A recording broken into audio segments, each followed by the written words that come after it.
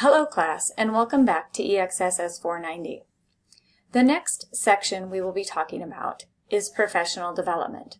Professional development is found here or over here on your Moodle site. Under this tab, you will figure out what it will mean to do professional development, to document the professional development, and then to submit the professional development opportunity.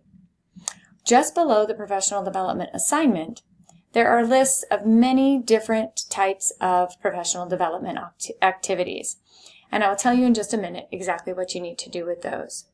The one thing I do want to point out is the Career Services calendar is listed here. This is updated regularly with several different opportunities that you can do for professional development. For example, they might have a resume writing seminar, or they might have something on studying abroad. Both of those would be professional development opportunities for you. If you click on the professional development assignment, you will see that it explains exactly what you need to do in order to fulfill the requirements for this assignment. This is an ongoing assignment that can start as early as today and can be submitted all the way through the end of the semester based on the due date on your syllabus. So as you can see, you're required to do 2 outside of class professional development activities. You can do any combination of the options that are listed below.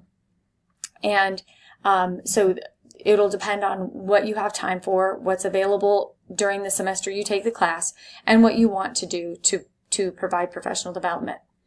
Please keep in mind that the list I have here and the one on the Moodle page is not an all-exclusive, inclusive list of what you can do for professional development.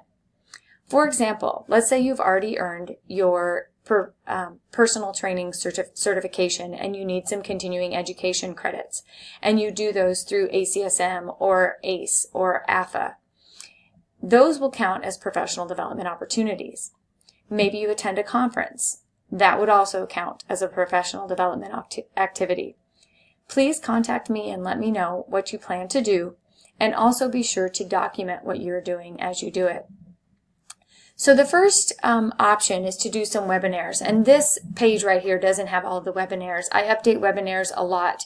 I do the ACSM brown bag lunches, and I post those all the time, in addition to some ones that you can earn Cs for that I will also post once I get those recordings. The other thing that you can do, in order to do those webinars, you just watch the webinar and answer the question on the documentation. I will show you that in just a moment. The other thing that you can do is meet with someone and talk one-on-one with someone from Career Services.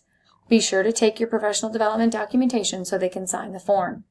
You can also click on the Career Services website calendar to find out where they're having those group meetings to help you write resumes or find an internship. The final thing you can do is participate in a research study as a participant. Each semester I will post on the Moodle site some professors who are looking for research participants, and feel free to use one of those as your professional development opportunity. Please take the form with you to get that signed.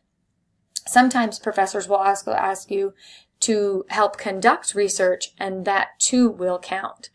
Just make sure that you're always asking me and checking with me to make sure that things might count for professional development. I've listed an example of a GRE workshop might even count as professional development, so that's pretty exciting. The professional development documentation is a pretty simple form. There's 2 on 1 page, and it just has you answer just a couple of questions. I don't want to make this assignment really hard for you, but I do want you to step outside your comfort zone and do a couple of things that you might not have done otherwise.